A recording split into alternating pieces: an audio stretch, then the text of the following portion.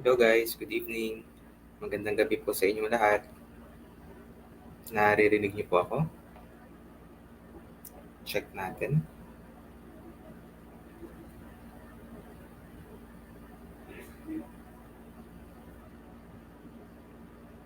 Hello po, naririnig niyo po ako?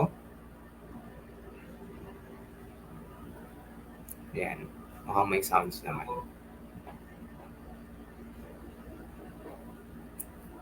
Share lang natin yung live at wait lang tayo ng iba na magjo-join.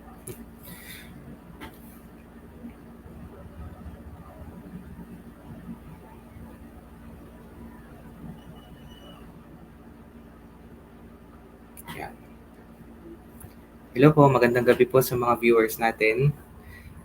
Para po ito ulit sa mga English major specifically na isang free let review session. Ito na po ang ating second let review session para sa mga English major. At ang topic po natin for tonight ay stylistics and literature. Maraming salamat po ulit sa mga nag-share ng live para mas marami pa tayong ma-reach. And natutuwa po ako kasi medyo marami na rin tayong lumalaki na rin yung reach natin, especially sa mga English major. Meron tayong mga viewers from TikTok na napupunta dito sa Facebook. And even sa YouTube channel natin, marami na rin nakaabang ng mga uploads natin doon for let review sessions. Okay? Ayan. Salamat po ulit sa mga nag-share ng live. Ayan. Okay. So, kumusta po kayo? Ready na po ba kayo sa let? Isa to sa mga medyo maselan na topic, no? Stylistics and literature. Pero madali lang din naman siya kapag na-master na natin, especially yung mga type ng poetic devices sa stylistics. And dito sa literature na itatakel natin tonight, i-test din natin at ipapractice ang inyong comprehension skills, especially kapag nag-identify ng atmosphere or ng mood. Kasi yun naman ay hindi talaga natin maituturo ng word for word like yung memorization. Kailangan yung skill talaga na pa-practice siya. Hello po Sir Robert, salamat po sa pag-mention ng friends nyo. Pwede nyo rin guys itag yung friends nyo sa comment section para ma-share din natin sa iba yung live natin. Okay? So marami-rami na rin tayong viewers. Pwede na tayong mag-start para hindi naman kayo masyadong mainip. Welcome ulit sa ating second let review session for English majors. At eto na yung una nating question. Nanonood si Ma'am Kim, si Ma'am Leslie. Ayun, si Nurse Sher. Hello po, Nurse Sher. Nurse Sher Lenore Desiderio. Shout out po sa inyo. Okay, dito tayo sa number 1. I really love cats. Meow. What poetic device is present in the statement?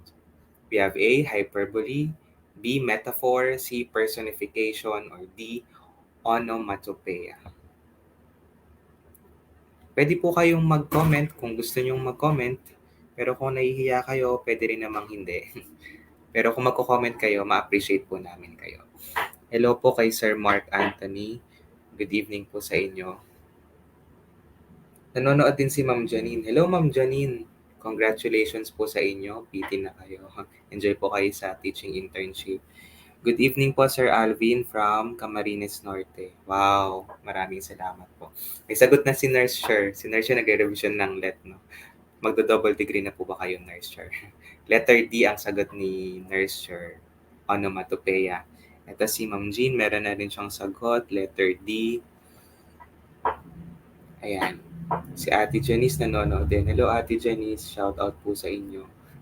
Okay, so ang tamang sagot dito ay onomatopoeia, tama, no? Ang ano natin dito, ang keyword natin dito ay yung meow. Meow. Okay, so yung onomatopoeia kasi isa siyang poetic device na nagde-deal with sounds, no? Panggagaya ng sound, imitation ng sounds. May it be sounds coming from animals or sounds coming from other things such as doorbells, pwedeng kring-kring o kaya boom.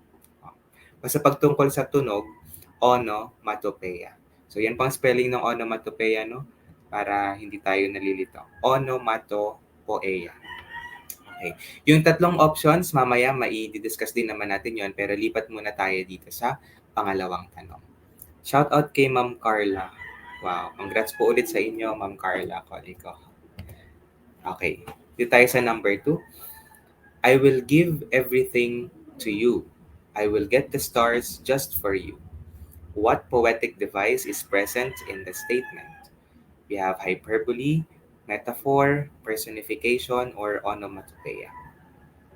So yung stylistics, medyo social siya pakinggan, no? Pero kung di mo naman masyadong seseryosohin, masasabi mo na kayang-kaya nyo yan. Kayang-kaya natin yan. Kasi pinag-aaralan nga din natin yan sa high school, di ba? Yung poetic devices or yung figures of speech na tinatawag. Ayan. Si Ma'am Justin nanonood, shoutout po sa inyo. Si Ma'am Antoinette, shoutout din sa inyo. A po. Ayan, si Ma'am Antoinette. Sure na sure. Letter A, hyperbole. Pag sinabi nating hyperbole, ano na nga ibig sabihin nun? Ayan, sagot din naman Cristel, tsaka ni Sir Mark.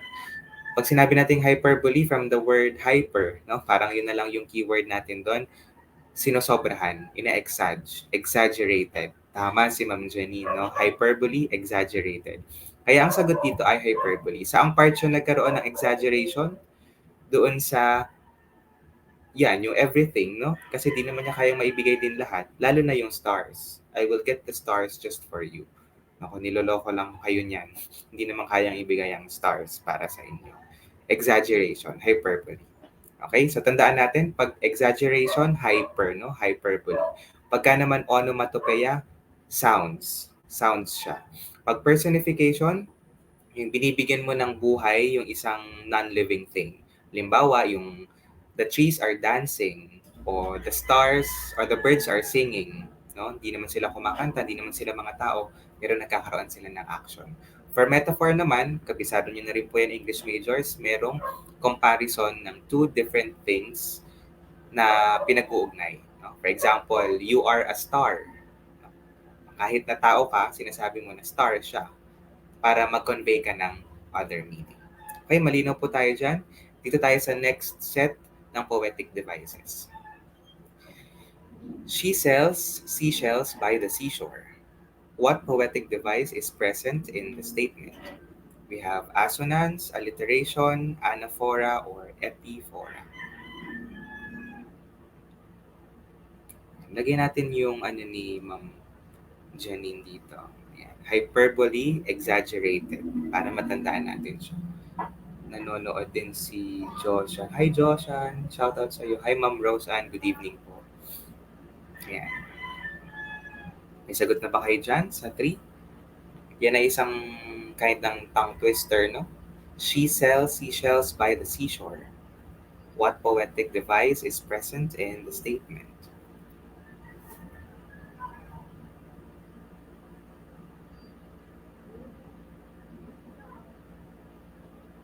Yan, may sagot si Ma'am Melania. Hello Ma'am Melania, shoutout po sa inyo. Assonance. How about yung iba?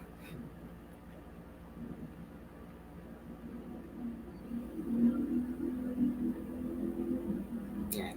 May sagot din dito, alliteration. Si Mel nanonood. Shoutout sa iyo, Mel. Letter B, alliteration. Okay. Actually, pwede siyang maging assonance in the sense na may mga vowel siya, no? Pero most of the time, kapag ang ginagamit natin ay tongue twister, nagfo-fall siya under alliteration more commonly. No? So, pag pinagsama yung assonance and alliteration sa choices, and kapag ang given ay tongue twister, more on alliteration siya. So, yun ang pagkakaiba nun, no? Ang alliteration, pag sinabi nating alliteration, nauulit yung consonant sounds. The consonant sounds are repeated in the expression or in the sentence. And in this example, andyan yung consonant sound ng S at SH. Same sound. Tama po, Sir Robert. Thank you po. Ito, natin, show natin. Tama. Alliteration, same sound ng consonant. No? Same consonant sound. When we say assonance naman, same sound ng vowel. Same vowel sounds. No? Yung anaphora and epiphora, mamaya mai-elaborate natin yan. Maraming salamat po ulit sa mga may share badge, no? Ayan, salamat po sa pag-share ng live. Pwede nyo rin itag yung friends nyo dito sa live para mas masaya yung interaction natin. Okay. Ayan. Next tayo. Dito. The bright light during the night is a delightful sight. What poetic device is present in the statement? Ayan, tama po. Ay, Ma'am Melania, Teacher Melania, shout out po sa inyo. Ayan. Salamat, Ma'am Janine, sa pagtag ng friends. Ayan. The bright light during the night is a delightful sight. What poetic device is present in the statement? You have the same options, same set of options, assonance, alliteration, anaphora, or epiphora. Shout out, Sir Gozon. Sir Renan Gozon. Nanood sila. Letter A, may sagot na si Ma'am Jenny, letter A.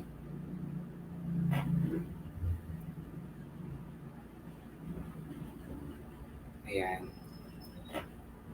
Dumadami na yung viewers natin, nakakatuwa naman.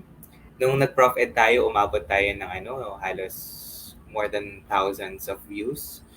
Itong English major, medyo konti pa lang yung nabibuild nating audience. Kaya sana magtulungan po tayo para mas lumawak yung reach natin. No? Mga English majors tayo lang magtutulungan. Wala nang iba.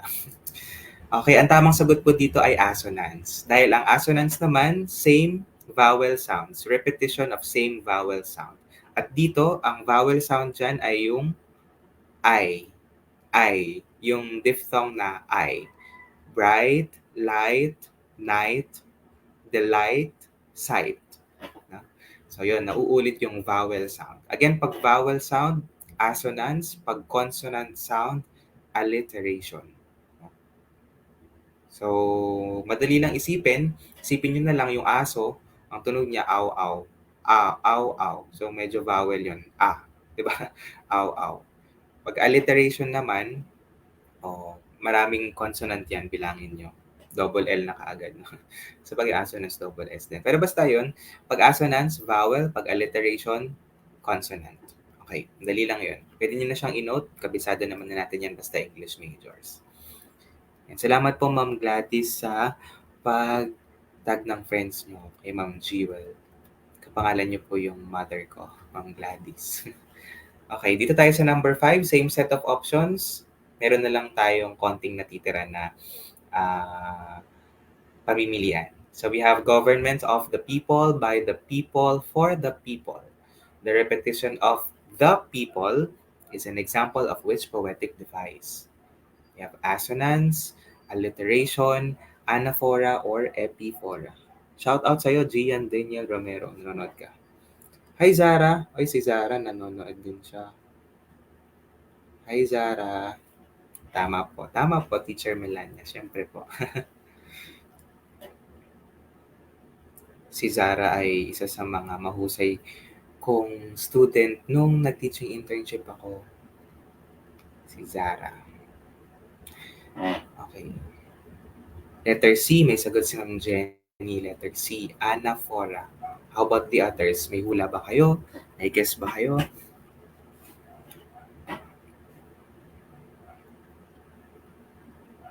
Okay. Nanonood si Ma'am Hads. Hi, Ma'am Hads. Hadsley. C, anaphora. Sumagot din si Ma'am Cristel. Okay, tingnan natin kung anong tamang sagot. Ang tamang sagot po dito ay letter D, no? Epiphora. Bakit? Yung anaphora and epiphora, pareho silang ang feature niyan ay repetition. Repetition ng words or repetition ng phrase. Ang difference, ang anaphora, repetition siya ng phrase in the beginning, sa simula. Ang epiphora naman sa dulo. Kaya nga 'di ba yung epilogue, sa dulo 'yon, 'di ba? Epilogue. Pag anaphora, tandaan niyo na lang anaphora letter A, nauuna. First letter 'yan, A, anaphora. Pag epiphora, sa dulo na. Okay? So dito sa ating example, yung of the people, nandun siya sa bawat dulo ng expression. Of the people, by the people, for the people. So this is an example of epiphora. Ano pa ang ibang tawag natin sa epiphora? Yung epiphora ay tinatawag din natin na epistrophe. No? Para alam nyo din. Ayan. Baka kasi alam nyo nga yung epiphora pero ang nasa option naman ay epistrophe. So the same lang po sila. Epiphora or epistrophe. Again, pag anaphora, repetition of words or sound, repetition of words or phrase in the beginning. Pag epiphora naman, sa dulo. Yan, sabi ni Ma'am Jenny, anaphora lang ang naaral. Buti na lang, na-discuss natin dito itong epiphora. Okay, again, pag assonance and alliteration, repetition of sounds. Pag anaphora and epiphora, repetition of words or phrases. Pag anaphora, andyan na yung halimbawa, I will be here, I will be there, I will be everywhere. Parang ganun. Yun namang umpisa, I will be ang nauulit. Yan. Tama po ulit si Ma'am Teacher Melania, epiphora. Thank you po sa support nyo, Ma'am Melania. Ayan. Okay, lipat tayo dito sa number 6. Dito na tayo. Teenagers tend to use language that could only be understood by them. What language variety is being featured? You have A, dialect, B, sociolect, C, idiolect, D, ethnolect. Okay, another aspect of stylistics. Narinig nyo na ba yan? Mga lek-lek? Nanonood si Sir Dakila. Hello, Sir Dakila. Shout out po sa inyo. Good evening po. Salamat po ulit sa pag-share ng live. Ayan, dami na kayo nag-share. Dami rin mga nag-tag ng friends. Ayun, tama. Meron ding dito si Ma'am Teacher Melania, epiphora, parang EN. Tama naman, oo nga. Pag anaphora naman, letter A kasi ang umpisa ng alphabet, no? So, umpisa. Epiphora, N. Parang epilogue. Okay. Dito naman tayo sa number 6. Kumusta naman dyan? Language variety. Sige, try ko maghintay ng sagot nyo.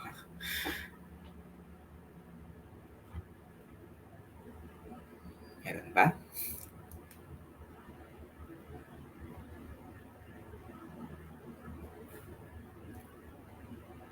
Okay. Ito, meron ng sagot si Ma'am Gladys. Letter B, sociolect. Yung iba sa inyo. Letter B, hindi rin sure si Ma'am Jenny, sociolect. Okay, reveal natin yung tamang sagot. Ang tamang sagot po dito ay sociolect. Tama po kayo ng sagot. Bakit? Yung dialect, very self-explanatory naman yan. Yan yung language variety sa isang community. Community of people sharing the same geographical location. Geographical location, sabihin isang lugar. For example, a dialect ng Tagalog sa Pantabangan, dialect ng Tagalog sa Cabanatuan, dialect ng Tagalog sa Manila. Ayan. Yan yung pagkakaiba ng mga dialect, no? Yung ethnolect naman, pag sinabi natin ethnolect from the root word or yung parang root word na ethno o parang ethnic, more on ethnic tribes, no? Sa mga tribo na language variety na ginagamit. Pag sociolect, ito na yung group of people sharing the same ground or common ground other than geographical location. Pag kasi sa geographical location tayo nag-base, ma-fall yan under dialect. Pero pag ang sociolect, group of people na merong sharing something other than location. For example, yan nga, teenagers, same age. Mga same age sila. No? Pare-pare sila ng age. Tapos meron silang mga language na minsan pinoproduce na hindi naiintindihan ng ibang tao na matanda sa kanila. For example, they have this words like LDR, no? Kaya ghosting, no? Meron pa silang situationship, no? Mga ganyan pa sila. Na kapag narinig na yan ng adults, hindi na sila masyadong makaka-relate. No? Kaya, yon. Pwede rin siyang mag-under sa halimbawa, same genders, no? Yung mga language na sila lang ang nakakaisip, o kaya naman same economic class. Pwede yung mga mayayaman lang ang nakakaintindi, Tapos kapag medyo medyo medyo mayaman ka lang, eh, hindi mo na naiintindihan yung language. So yun, pag sinabi nating sociolect, language variety that is exclusive for a specific group of people with common ground other than geographic location. Kasi pag geographic location, mag-fall siya under dialect. Again, alam niyo po ba yung pagkakaiba ng dialect sa language? Dati ang alam ko nun, yung Iloco, Cebuano, dialect, ang alam ko dialect yun, pero hindi pala. O yun pala ay mga language. Pag sinabi palang dialect, language variety ng isang language. For example, yung Tagalog dito nga sa Nueva Ecija, iba sa Tagalog sa Manila, iba sa Tagalog sa ibang cities. No? So yun. Para lang, baka maitanong din naman kasi yun. Difference ng language sa dialect. Okay, so yung idiolect naman, dito tayo sa number 7. Hindi ko yan papaliwanag muna kasi tanong yan sa number 7. So, what is idiolect? Good evening po, Sir Julius. Salamat po sa sa panonood. Salamat po sa support. Coach Carl. Salamat po, Sir Julius. Si James nanonood din, Sir Jericho, Sir Jerry, shoutout po sa inyo. Ito tayo, what is idiolect? No? We have A, ayan, mahaba. May mga ganyan sa board exam. Baiksing sagot, napakahabang options. We have A, idiolect is a type of language variety that deals with the use of idiomatic expressions in informal communication. We have B, idiolect is a type of language variety that is said to be exclusive for a particular group of people sharing the same level of intelligence. We have C, idiolect is a type of language variety that is used by a specific tribe.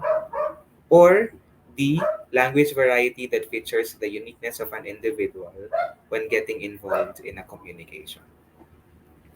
May sagot na agad si Sir Jeffrey. Letter D. Si Ma'am Cristel, letter D din. Yan. Salamat po ulit sa mga nag-share ng live. Marami ng views natin. Letter D din si Sir Julius. Oh, actually, pwede rin tong mahagip sa Gen Ed, no? Although pang major siyang tanong, stylistics. Pero pwede rin siya mahagip sa Gen Ed. And actually, itong idiolect na to ay may counterpart din sa Filipino. Yun yung idiolect. Idiolect din. Idyolek. At tandang-tanda ko to kasi ito ay tinuro ni Ma'am Cruz, ni Ma'am Mary Grace Cruz, nung senior high school ako, grade 11, Filipino nga lang. Idiolect. Good evening, Sir Danilo. First time to watch your live. Thank you po. Salamat po sa support nyo. Welcome po kayo dito sa ating Facebook Live. Okay, so ano ang sagot natin dito? Tama po ang sagot nyo, letter D. No? When we say idiolect, it is a type of language variety that tells about the uniqueness of an individual when getting involved in a communication. So, paano yun? Yung idiolect, yun yung parang mo siya, parang trademark mo sa pagsasalita. Mahirap siyang i-explain. Pwede siyang sabihin parang punto mo, parang pacing mo, yung bilis mo sa pagsasalita. Pero magigets nyo siya pag sinabi ko na, kasi di ba tayo, kahit na nakapikit tayo o kahit malayo yung tao, pag narinig natin nagsalita, alam natin kung sino yon. Not just about the voice quality, but about also dun sa juncture nila, dun sa speed, sa rate nilang magsalita, sa intonation nila, na naghahalo-halo. For example, ang isang masasabi natin dyan, si Sir Mike Enriquez, di ba? Si Sir Mike Enriquez, nung pag nagre-radio announcer siya, alam mo na siya yun. Alam mo na yun yung kanyang idiolect. So, ganun din. Meron din tayong mga teachers, may mga kaibigan tayo na malayo pa lang nagsasalita, kilala na natin. So, yun yung idiolect. Again, ang ano natin dito, keyword individual, no? Uniqueness, self, idio, individual. Okay, yan. Prominent reporters. No? Tama, may point din si Ma'am Jen. Okay, malinaw po tayo dito sa idiolect. Let's have number 8. Dito na tayo sa practice session naman for comprehension skills sa literature. No? What feeling can be drawn from the following lines? The grave's a fine and private place, but none, I think, do there embrace. You have A, apprehension, B, excitement, C, peace, or D, solitude. Nanonood din si Ate Janine. Hello, Ate Janine. Shoutout sa'yo. Sir Jim, hello po. Alae, ayan, si kay Sir Danilo. Yung Alae, oo, punto din siya. Pero pwede rin siyang mag-fall under dialect, no? Or depende kasi yung Alae po ay for a group of people. Pero pwede rin siya sa idiolect. Ayan. Okay, marami na silang sagot. Ay, ito si Ma'am Maricar, first time ko po kayong makita. Welcome po dito sa Facebook Live. Sir Julius, Ma'am Gladys, si Sir Dakina DDD. Okay. So, tama po, no? Solitude. No? Yung apprehension, anong ibig sabihin ng apprehension? Sige nga. Minsan kasi, alam natin i-identify yung atmosphere o yung mood ng lines or ng poem. Pero ang challenging yung options, no? Hindi natin ma-decode kung ano yung meaning ng options. Yun ang medyo mahirap. So hindi yan excitement kasi ang message nung about death, no? Hindi naman niya sinabing excited siyang mamatay, no? So wala na 'yon. Peace, although rest in peace ang sinasabi nila pag namatay, pero hindi naman about peace yung message ng lines, no? Ang apprehension naman ay sa ibang salita ang apprehension ay fear, no, or takot, 'di ba? Fear lang pinaganda pa ginawa pang apprehension. Hindi rin naman. Kasi hindi naman niya sinabing natatakot siyang mamatay. Pero ang pinupunto niya dyan, yung, yung state of being alone or solitude. Yun nga ibig sabihin ng solitude. Yung mag-isa ka. No? Walang yayakap sa'yo, private place. Kasi mag-isa na lang talaga pagka nailibing. Wala na. Wala nang alam. No? Solitude. Alone na lang. Okay, ayos po tayo doon. Marami pa tayong ganyan mamayang mga items. Dito muna tayo sa number 9. What is the recurring motif of the works of Edgar Allan Poe? Oh, yan. Dito na tayo sa mga author. Sa mga next live sessions po natin, susubukan natin na mag-dig deeper sa mga literature ng Afro-Asian, Anglo-American, ayan, Philippine literature, yung mismo mga kwentong-kwento na talaga. Pero dito muna tayo, more on stylistics with touch of literature. No? Kung paano siya ina-apply sa literature, yung connection ng stylistics sa literature. May sagot na sila dito, may A, may C, may C, may A. Okay, si Sir Renz nanonood din siya. Si Neil J, shoutout sa inyo, shoutout po sa inyo. Yan, C. Okay. Ano ba ang works ni Edgar Allan Poe? Ang mga works ni Edgar Allan Poe na sikat yung Annabel Lee. No? Poem siya about love, pero ang point ng love na yon ay nag-separate sila dahil namatay si Annabel Lee. So, death. Ano pa, yung The Fall of the House of Usher.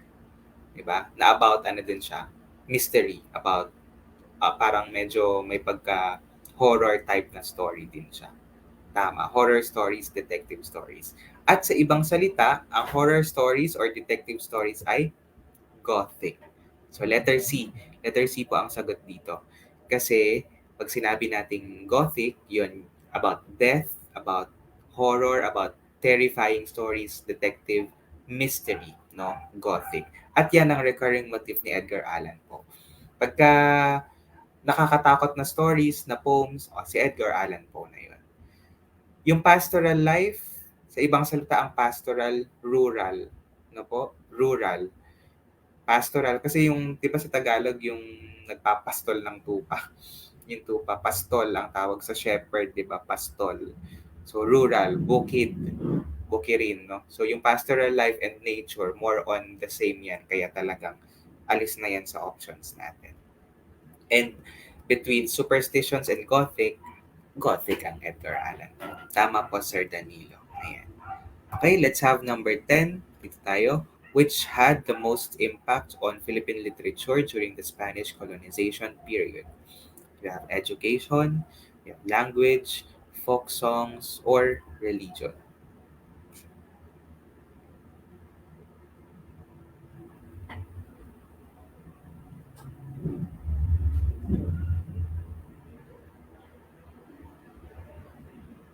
Yung nagsagot ng letter D, religion, si Sir Dakila.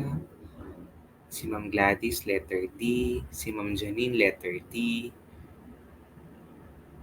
Okay.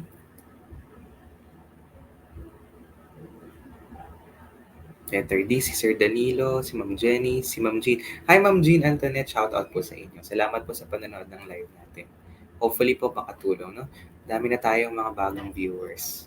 Okay, at tamang sagot po dito ay religion. No? Tama po kayo, letter D. Dahil sa Spanish, pag Spanish colonization, ang feature niyan ay laging religion, Christianity. No? Now, yung education, para yan sa American period, no? American.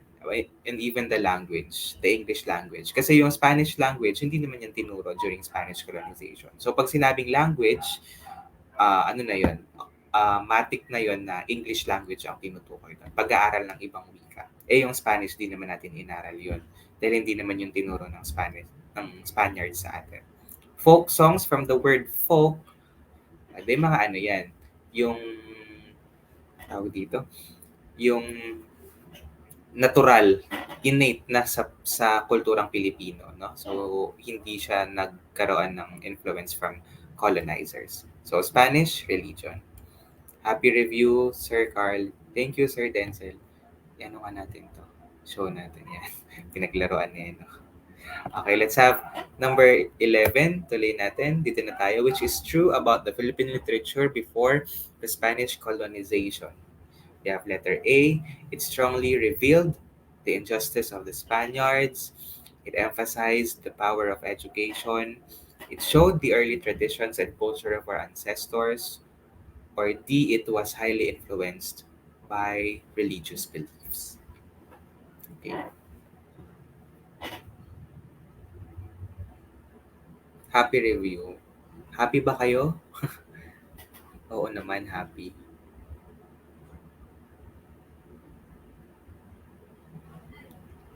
Letter C, C, C. C, C. Ayan. Sure na po kayo sa sagot nyo, no? Letter C. Yan si Ma'am Jewelyn. Hello po, Ma'am Jewelyn. Welcome po sa Facebook Live natin. Okay, letter C, tama po kayo, no? Yung early traditions of our ancestors. Madali lang naman siya, pero magiging tricky siya kung hindi nyo napansin itong salitang before, no? Kaya kung tuloy-tuloy ka lang sa pagsagot tapos nabasa mo, which is true, tas Spanish. O baka letter A na agad ang isagot mo, may Spaniards kasi. So, hindi po ganun, no? Babasahin natin yung buong tanong. Tapos pag nakita niyo yung mga ganyan, before, bilugan nyo na siya or guhitan nyo na siya. Kasi pwede niyo naman pong sulatan yung exam paper po ninyo para hindi na kayo malilito. Okay? Switch po tayo sa number 12. Who is the author of the famous poem, The Road Not Taken? We have Edgar Allan Poe, Robert Frost, Mark Twain, or Chinua Achebe. Okay, ano po ang sagot niyo dyan? Pwede din sa GenEd, baka lumabas din sa GenEd yan. Yun nga ang minsan no? Minsan dahil sa sobrang gusto natin na sobrang lalim ng inaaral natin as English majors, pagka basic na, nakakalimutan natin. Baka sa GenEd pa tayo magkamali. Okay. Letter B, B. Okay. Sure naman po kayo. At tama po yan, letter B. Si Robert Frost, ang The Road Not Taken. Yung si Edgar Allan po, sinabi na natin kanina yung works niya, yung The Raven, isa rin yun. The Raven, Annabel Lee, the Fall of the House of Usher. Kay Mark Twain naman, The Adventures of Tom Sawyer, tsaka yung sequel nun, The Adventures of Huckleberry Finn. Ayan. And si Chinua Achebe naman, Things Fall Apart. Things Fall Apart. Okay, so pwede nyo pong iano yun, ilista na lang yun sa inyong notes. Okay, let's have number 13. Ito, excerpt po ito from The Road Not Taken. Two roads diverge in a wood, and I took the one less traveled by, and that has made all the difference. What does the road symbolize? You have path, career, nature, decisions. Ilang araw na lang po at mag-let na. Almost less than 2 months, 1.5 months. na lang po halos, no? So, malapit na. And sa inyo po mga English major, mag-aano po tayo, pa-provide tayo ng final coaching po para sa inyo. So, stay tuned po kayo dyan sa announcements. Bubuo tayo ng separate Facebook group for final coaching para dun talaga yung mas deeper and in-depth na review natin. Meron dito mga nagsagot ng D, may nagsagot ng B, may nagsagot ng letter A. Okay. Medyo tricky po ba yan?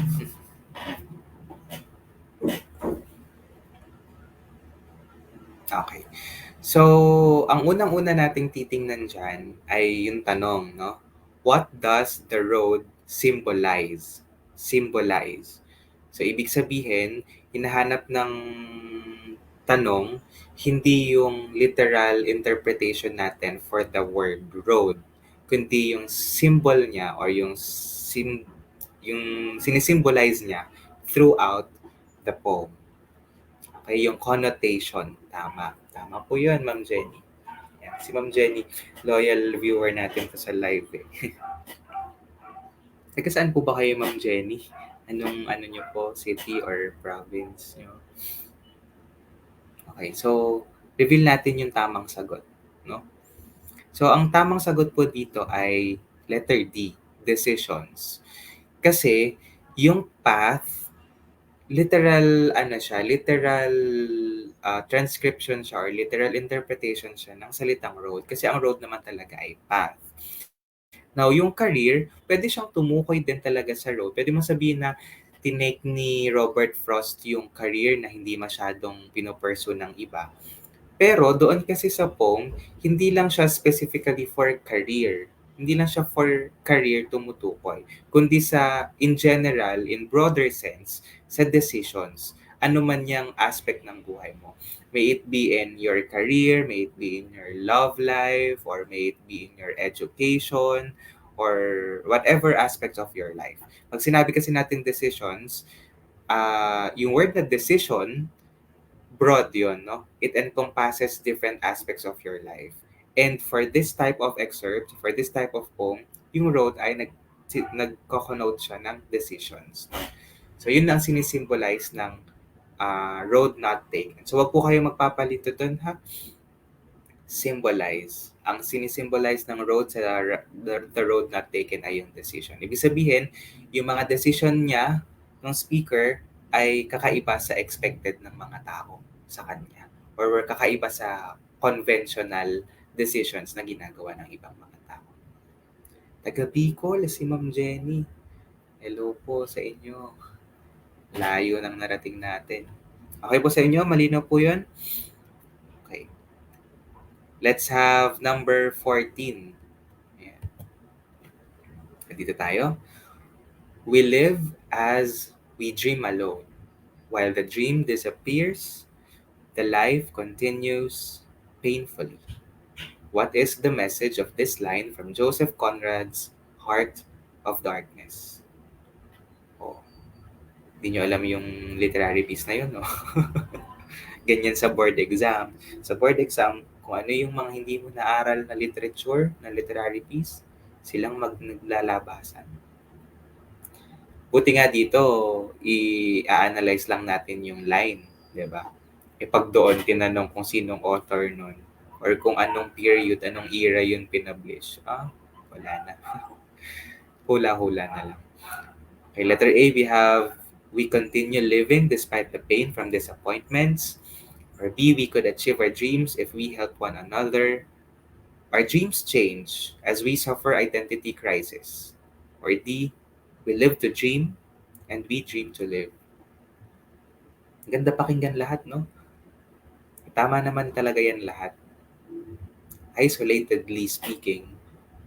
Pero ano yung connected doon sa line na binigay? Ma'am Janice, nanonood siya. Shoutout po sa inyo. Ayan. May tatlong A na dito. Apat na. A, A, A.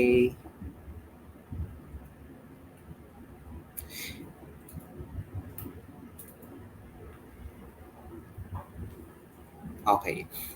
Bago natin i-reveal yung tamang sagot, i-ano muna natin yung options, i-analyze natin isa-isa. Okay, so meron tayo ditong, umpisa natin pataas, letter D, no? We live to dream and we dream to live. No? Maganda pakinggan yan, pero hindi naman siya connected doon sa line, di ba, no? Sinabi nga dyan, hindi naman sinabi dyan na yun lang purpose ng buhay mo, yung dream, pag-dream. We live as we dream alone. Parang we live as we dream. Habang nabubuhay tayo, nangangarap tayo.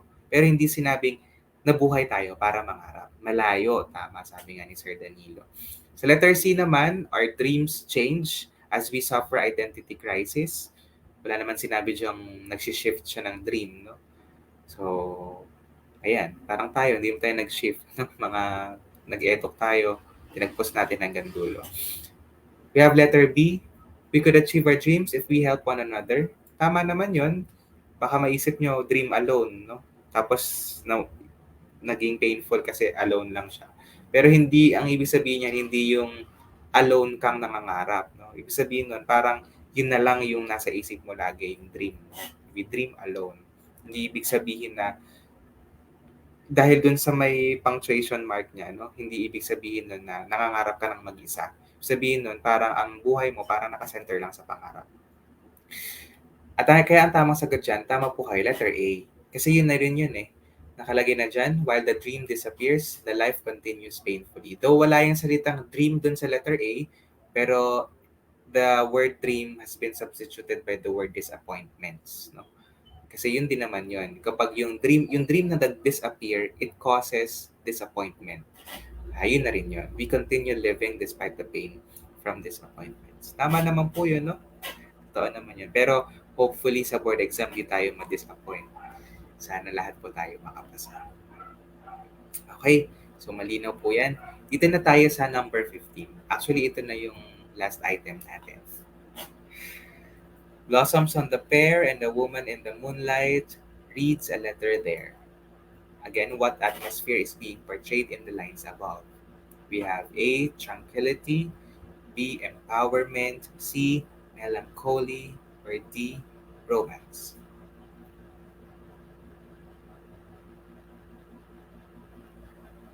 By the way, ano na nga ito? Yung kaninang excerpt, yung Heart of Darkness ni Joseph Conrad. Yun ay ang theme nun ay kinocontest niya yung imperialism, yung colonization. Baka kasi ang itanong naman sa board exam ay yung theme nun. Ang pinaka-message niya ay yung disadvantages of colonization. Na yes, when a country is being colonized, nag-i-improve siya through civilization. Pero ano niya doon, ang message ni Joseph Conrad ay hindi laging sa ikabubuti yung pagiging civilized ng isang lugar. Pero dito nagsagot letter B, empowerment. How about the others? Wait natin, baka nag-iisip pa sila.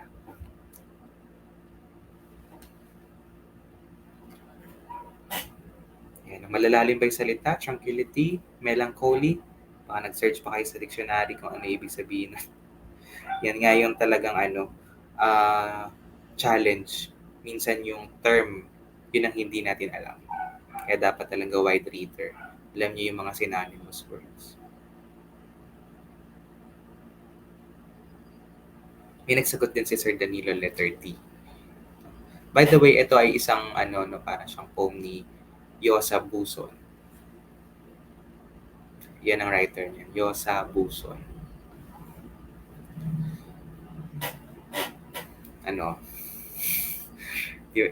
Ayaw magsagot ng iba. Baka hindi sila sure. No? So yan. Diyan natin sinasabi na dapat practicein talaga natin yung ating comprehension skills. Kasi hindi naman yan, baka lumabas yan mismo yung item na yan, pero hindi natin ma-assure na yan ang lalabas.